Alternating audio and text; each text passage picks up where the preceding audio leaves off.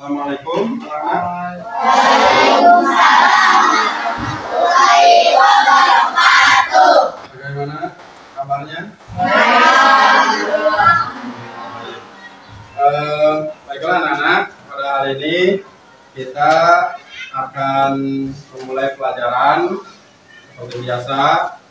Ini anak-anak kelas 6B ya. 6B. Kabarnya baik, Bapak juga alhamdulillah baik di sini ya. Mudah-mudahan kita semuanya diberikan keberkahan oleh Allah Subhanahu wa taala dalam pelajaran hari ini. Kita pada hari ini akan belajar seperti biasa, nanti materinya sediakan, tapi sebelumnya kita berdoa ya. Setelah berdoa nanti akan Bapak absen. Siapa aja yang tidak hadir ya, mudah-mudahan hadir semuanya. Ayo sebelumnya kita berdoa dulu.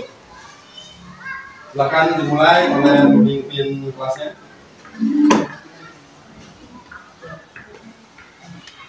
Teman-teman, sebelum belajar, mari kita berdoa mulai.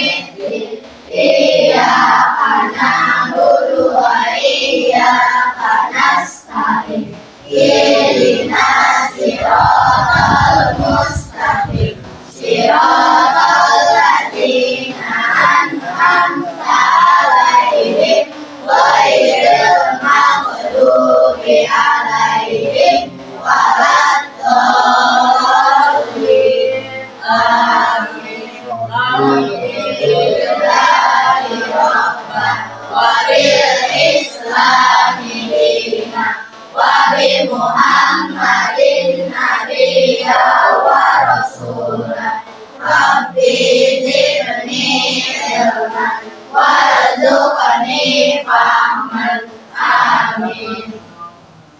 Mengabsen dulu anak-anak. Langsung Bapak tanyakan ya, siapa yang tidak hadir hari ini? Hadir semua? Alhamdulillah. Berarti nggak usah disebut satu-satu ya. Ini semuanya hadir. Bapak nanti checklist semua di sini hadir. Nggak ada yang alfa, izin ataupun sakit. Alhamdulillah. Untuk ke materi seperti biasa.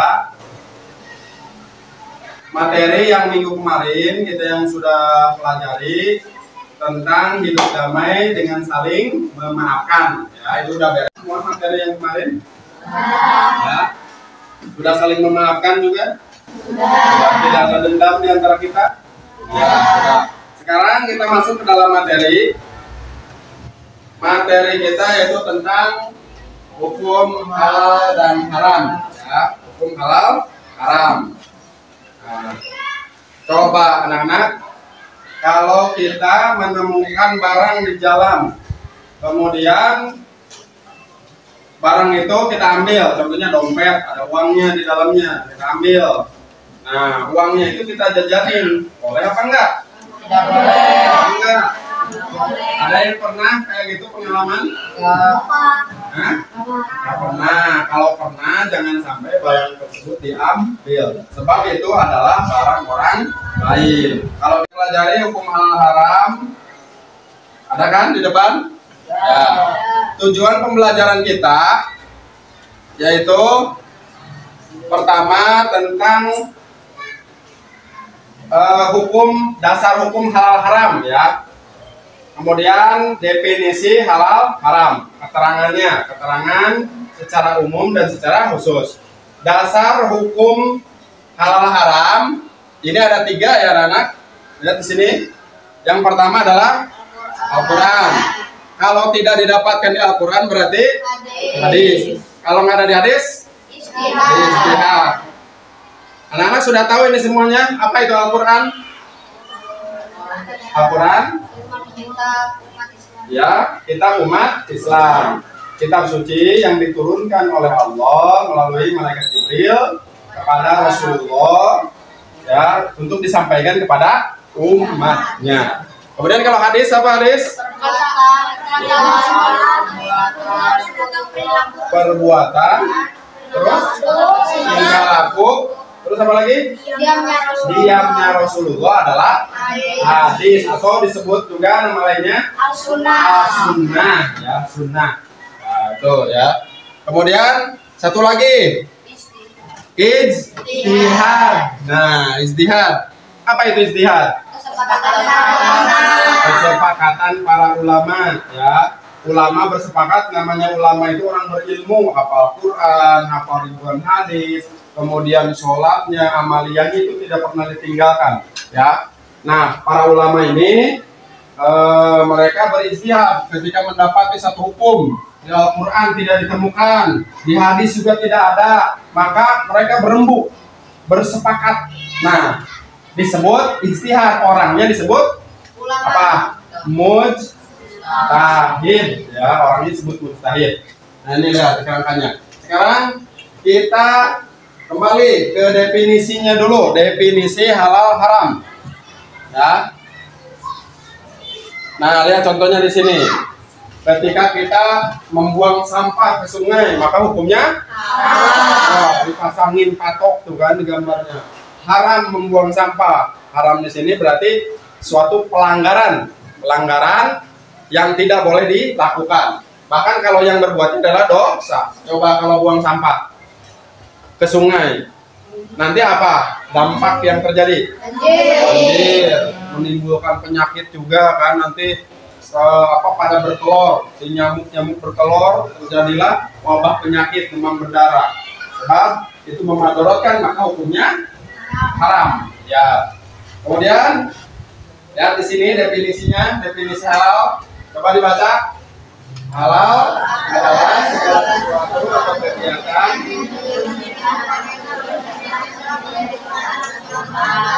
atau dilaksanakan. Halal adalah segala sesuatu atau kegiatan yang diizinkan atau dibolehkan oleh syariat Islam untuk digunakan atau dilaksanakan. Ini menurut Kamus Besar Bahasa Indonesia, halal artinya diizinkan atau tidak, dilarang atau diperoleh dengan sah, ya, itu namanya halal. Ada juga yang mendefinisikan hukum halal adalah segala sesuatu yang baik bagi tubuh, bagi akal, bagi jiwa kita secara sederhana. Halal diartikan boleh, dibolehkan atau dibenarkan, itu namanya halal. Kemudian yang kedua, kebalikan dari halal apa? Haram. Ya. Apa haram?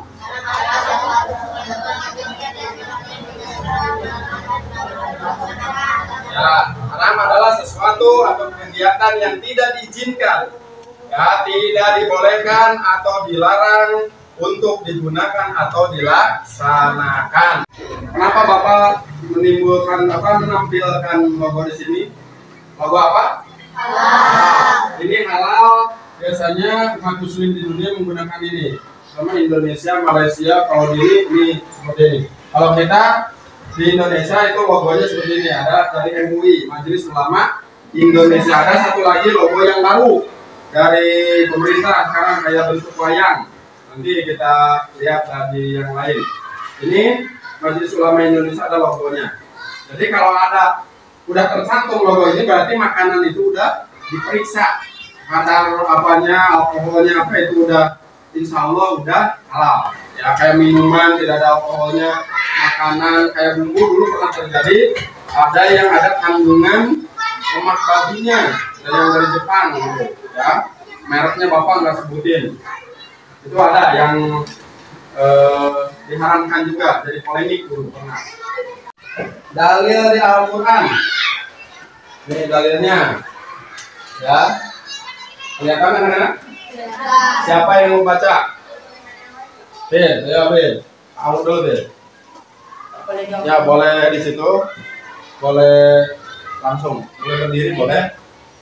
Mau lihat ke Al-Quran? Iya Pak. Ya boleh. Al-Maidah 87. Ada Bin? Ada Pak? Ya, ayo mulai. A'udzu billahi minasyaitonir rajim. Bismillahirrahmanirrahim. Ya أيها الذين آمنوا لا تحرموا طيبات ما أحل الله لكم ولا تعتدوا إن الله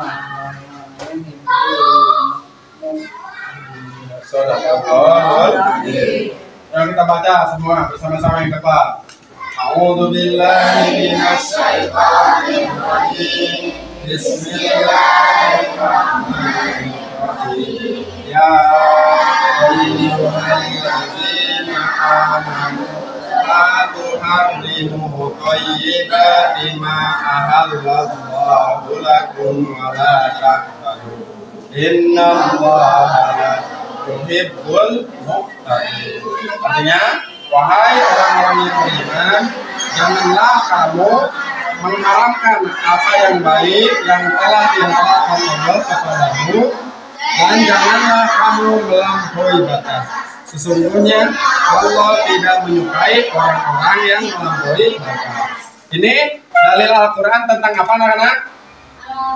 Nah, ada kata ahalla, berarti janganlah kamu mengharamkan yang telah dihalalkan. Jangan mengharamkan sesuatu yang dihalalkan. Allah sudah menghalalkan, jangan diharamkan. Itu ada orang-orang Bani Israel, orang Yahudi dulu, makanan yang sudah halal tapi mereka haramkan. Dan sebaliknya, makanan yang haram malah dihalalkan. Ya, agama tertentu itu ada menyebutkan seperti itu. Ya, makanya ini dalil tentang kehalalan, ya, kehalalan makanan atau sesuatu yang dipakai oleh kita. Selanjutnya as-sunnah, ya. Nah, dalil tentang as-sunnah. Ya. Ini as-sunnah itu hadis, perkataan, perbuatan, ketetapan dan persetujuan dari Nabi Muhammad yang dijadikan landasan syariat Islam. Ya, itu hadis atau perkataan, perbuatan, tingkah laku, bahkan diamnya Rasulullah adalah hadis, hukum, menjadi hukum. Apapun yang keluar dari mulut Rasulullah, yang dikerjakan oleh Rasulullah, bahkan diamnya Rasulullah adalah hukum. Itu namanya sebut sunnah atau hadis, ya. Hadis merupakan sumber kedua setelah Al-Quran. Jadi kalau tidak didapat di Al-Quran, maka adanya di dalam hadis. Paham semuanya? Ya. Selanjutnya ijtihad. Nah, judul di atasnya kurang nampak, di sini ada. Yang dimaksud dengan ijtihad adalah pengerahan segala upaya, pengetahuan, kemampuan, terutama kemampuan daya pikir yang dimiliki para mujtahid. Orangnya disebut mujtahid, ya. Kelompoknya disebut hasil pemikirannya ijtihad. Orangnya mujtahid, produknya disebut ijtihad, ya. Untuk menggali dan menemukan hukum-hukum syariat. Jadi hukum itu nggak sembarangan, ada yang menentukannya. Siapa yang berhak melakukan ijtihad dan memberikan fatwa? Nah, yang keluar itu disebut fatwa. Kalau hadisnya kan sebutnya sabda Rasulullah, ya. Kalau Al-Quran apa? Firman Allah. Kalau ini sebut fatwa, fatwa ulama, Majelis Ulama Indonesia. Ada yang Majelis Ulama Dunia, ada yang Arab Saudi, ada ya, yang Brunei, ada yang Malaysia, ada. Tapi ulama biasanya bersepakat. Ya, seluruh dunia kalau menentukan satu hukum itu sepakat. Kayak sekarang nih, hukum pernikahan jarak jauh, ada fatwanya, apa dibolehkan atau enggak, gitu kan. Kemudian jual beli online, sekarang kan itu ada fatwanya semuanya. Ya. Ada yang mau ditanyakan? Ayo, ada yang mau ditanyakan anak-anak? Ya, siapa? Pak, saya Yusuf izin bertanya. Ya. Pak, kalau hewan yang terkena jebakan yang langsung tertusuk itu halal atau haram, Pak? Ya, bagus pertanyaannya. Yusuf menanyakan suka berburu mungkin ya, nonton di YouTube ada perburuan. Pak, gimana kalau hewan yang tertusuk oleh jebakan? Nah, itu halal atau haram dimakan? Nah, halal atau haram? Ayo, halal atau haram? Ada yang bilang haram? Ada yang bilang halal? Ya, ada dua kemungkinan. Kalau dia pasang jebakannya itu, ketika pasang jebakan Bismillah Allahu Akbar, ucapin Bismillah Allahu Akbar, kemudian jebakannya itu dia tinggalkan, kemudian ketika nusuk ke hewan buruannya kayak ke kelinci, ya, ke rusa, asal jangan tiba di hutan. Wawalutan kan najis. Ketusuk, dia udah ngucapin Bismillahirrahmanirrahim, itu diperbolehkan untuk dimakan. Sebab sama aja dengan disembelih. Bagus pertanyaannya. Ada lagi kelompok lain yang bertanya? Ya, siapa? Ya, Umar. Saya Umar ingin bertanya. Ya, Umar silakan. Apa hukum memakan telur yang dikeluarkan dari hewan yang haram? Apa hukumnya memakan telur yang dikeluarkan dari hewan yang haram? Contohnya hewan yang haram apa? Umar, kayak buaya gitu ya, buaya kayak biawak. Nah itu kan hewannya haram. Telurnya gimana? Di sini ada dua pendapat. Ada yang membolehkan, karena apa? Kalau hewan tersebut tidak beracun masih boleh dimakan. Tapi dalam mazhab Imam Syafi'i itu diharamkan, haram sama sekali. Sebab apa? Dilihat dari zatnya, zat keharaman. Nanti kalau telurnya dimakan maka akan masuk ke dalam tubuh kita itu yang haram juga dari indukannya. Bahkan profesor yang di IPB udah menyebutkan. Jadi zat haramnya itu yang ini. Kita berhati-hati. Kita ngambil hukum yang diharamkan. Paham ya? Ya, bagus Umar. Siapa lagi yang bertanya mungkin kelompok ini? Oh iya, ada. Siapa? Ini mau bertanya? Ya, nanti. Siapa dulu? Ini dulu. Ya, nggak apa-apa. Saya mau bertanya. Ya, Sabrina silakan. Tetangga saya punya pohon mangga. Buahnya jatuh ke depan rumah saya. Apakah buah itu milik saya apa milik tetangga saya? Oh iya, pohon mangga, ada pohon mangga ya, samping pohon mangga. Kemudian condong, si batangnya itu condong ke depan rumah, Sabrina. Ya. Kemudian buahnya jatuh juga di situ. Dalam hukum fikih itu adalah milik Sabrina. Ya, milik Sabrina. Walaupun pohonnya itu ada di lahan orang, yang nanamnya orang, ya, tapi buahnya ada, pohonnya condong ke kita, buahnya jatuh kita, itu rezeki kita. Dalam hukum seperti itu. Tapi kita harus hati-hati, hidup bertetangga, harus minta izin juga. Bu, Pak, ini buah ada yang jatuh ke rumah saya, ini gimana? Ya udah, kalau tetangganya ngerti hukum pasti dikasihkan, pasti diberikan. Ya, walaupun itu kita tidak tahu. Udah itu mah hak kita, makanya harus tahu ya hukumnya adalah kalau boleh dimakan ya. Karena kejadian seperti itu, pohon kelapa tanamnya di lahan orang, kemudian condongnya ke lahan bapak. Nah itu kelapanya itu bapak ngomong dulu, ya silakan aja diambil ya, emang udah milik kita sebetulnya ya, walaupun batangnya ada di sebelah sana. Itu ada keterangannya dalam ya. Pak, saya sendiri bertanya, apa ciri-ciri hewan yang makanan yang baik yang haram dimakan? Oh, Hesti nanyain apa cirinya, ciri-ciri makanan yang haram dimakan. Ciri-cirinya itu ada beberapa ciri. Yang satu, bertaring. Kalau di hewan itu bertaring, ada taringnya. Manusia bertaring kan? Taring kan? Itu haram. Nah, kayak harimau, kemudian singa, serigala, kucing, itu hewan bertaring, itu udah jelas. Kemudian yang kedua bercakar. Ada cakarnya kan? Nah, ada cakarnya kayak elang, harimau, kucing, itu udah jelas ya, bercakar. Yang ketiga apa? Ada yang tahu? Amfibi. Nah, amfibi boleh. Beracun dulu, beracun. Kayak ular, kelabang, kelajengking, itu beracun. Kalau kita makan bisa menimbulkan keracunan, bisa meninggal. Nah, itu nggak boleh dimakan ya, madorot, bahasanya ada madorotnya. Kemudian yang keempat, ya, menjijikan. Ini dulu amfibi tadi, hidup di dua alam. Kayak apa? Buaya, biawak, lagi kura-kura, kodok, ya. Kepiting itu dua alam belum? Nah, ada yang dua alam, ada yang enggak, ya. Kalau rajungan itu di dalam jelas. Tapi kalau kepiting ini masih polemik gitu ya. Nah, kemudian ini Alaska itu udah jelas, biasa itu udah bolehkan. Yang kelimanya apa? Menjijikan. Kayak apa? Cacing, belatung. Kalau tikus itu udah jelas haram, dia bertaring kan, yang menjijikan juga. Walaupun ada sebagian orang yang suka makan tikus ya, ada kayak di daerah mana Sulawesi sana gitu kan. Nah, itu anak-anak, jadi harus hati-hati ya memilih. Pertanyaan Hesti ini membuka pikiran kita dengan pertanyaan adalah setengah dari ilmu. Anak-anak bertanya tadi dapat setengah ilmu, ketika dijawab dapat setengah lagi. Nah, semuanya dipersilakan kalau masih ada yang mau bertanya. Ya, apa Bet? Pak, saya teman-teman saya lagi main. Terus ketemu mangga jatuh. Ya. Diambil sama teman saya. Saya tidak tidak bolehkan teman saya untuk mengambilnya. Tapi teman saya masih tetap mengambilnya. Apakah haram untuk saya? Nah, kalau mangganya itu diambil terus ngikutin, kita tahu hukumnya, tidak menyela, tidak ngasih tahu ke teman-temannya, kita juga terbawa dosa, ya, terbawa perbuatan tersebut.